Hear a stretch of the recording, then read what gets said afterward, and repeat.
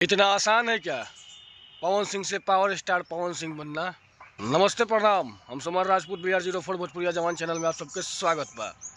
बात करब हम पावर स्टार पवन सिंह के बारे में। यहाँ हुए पावर स्टार पवन सिंह जरा के भोजपुरी इंडस्ट्री के बेताज बादशाह कहल जाला और साथ ही साथ काराकाट लोकसभा क्षेत्र में अपना आपके निर्दलीय प्रत्याशी के रूप में उतार चुकल बारन।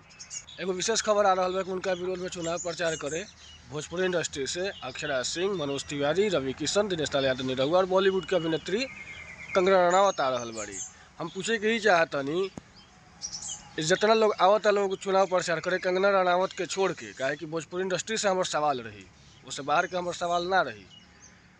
का पवन सिंह केकर का बिगड़ले बन? 3 जना के जो लोग सांसद भोजपुरी से गए लोग मनोज तिवारी, रवि किशन, दिनेश लाल यादव निरहुआ, ये लोग के प्रचार पवन सिंह नहीं कैले। वो दिन पवनवा निमन रहे, आज पवनों के खिलाफ में आके प्रचार करे के भाई कमल सादे सुलल वैसे। साथ ही साथ अक्षरा सिंह तारा के अर्थ फर्स्ट तक पहुँचले बने, हर कुछ में अदाकारी होकर सिंगिंग के तारा भी कुछ नहीं खेले, लेकिन जौन दिलन तो उहे दिले बने। फिर भी तुझे तो विरोध करे, तू तो ऐसा पार्टी से तू जुड़ल ही बारू जनसुराज से।